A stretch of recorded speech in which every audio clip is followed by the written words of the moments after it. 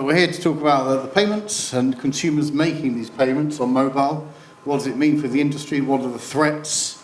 What's what's a good thing moving forward?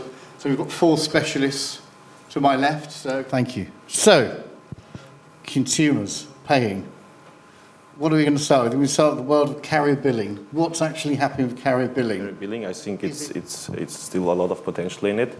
Not only about in the VAS service, also we as Timoco, we are focusing right now on other verticals as well, especially in iGaming, mobile mobility, ticketing, e-parking.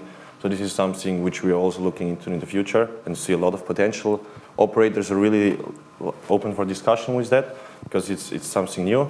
Also, which is something which came up in the last recent months is physical goods, which we can do also via our agent model in Germany and some specific markets.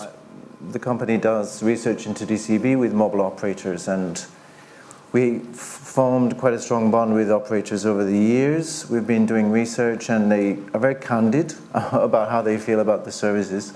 And I think, the whole ecosystem wants to push this and support it much further, but there's some challenges that they see, and I think they're very open about them.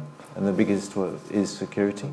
Face the fact that there's a few things changing in the industry right now. We have eSIM coming along, and we've all seen, especially in the UK market, but in other markets, a lot of new fraud attacks occurring, especially in the COVID period.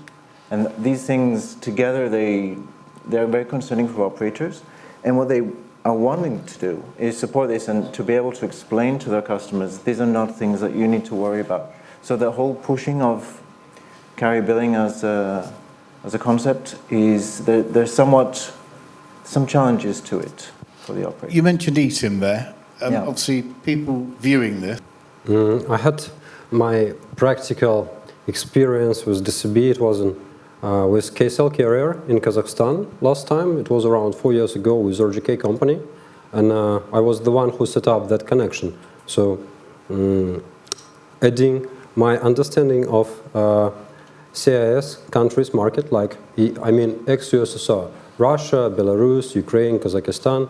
I know how carriers work in that countries, and I can say that markets are following leading markets, like British one, like German, etc., etc. So you mentioned flow. I would like to add something here. Go on then. Because you mentioned the flow. You say you more or less wanted maybe a more complicated flow so that the toxic actions are not possible that anymore. But when we're talking about carrier billing, we're talking about an easy payment method, so which users can pay faster and really can use the power of direct carrier billing. If we now make a payment flow which is 3, 4, 5 pages and they have to tick here box, put in here number, confirm this SMS, then we are in the same payment flow like credit card, like they need to put in numbers, confirm here, confirm there.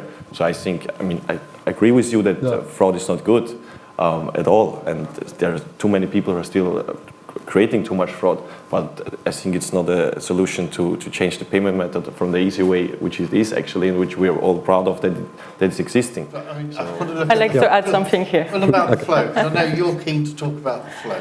Let's talk about the flow. I'm keen on talking about mobile payments as the full user journey. So a few years ago, we were talking about media buying and controlling and in-house media buying, direct media buying. Okay, good. Now we all know that we have to do that. Then after we talked about rules and compliancy, we all know what happened with the PSA getting more and more rules. Okay. And then after that, we talked about anti-fraud. We still do. And now we all know that we need to get that in our user journey. So, okay, now the next step is customer service, is the after sale. We need to, and it's engagement, it's having a customer care who's easily identified, that you can find easily.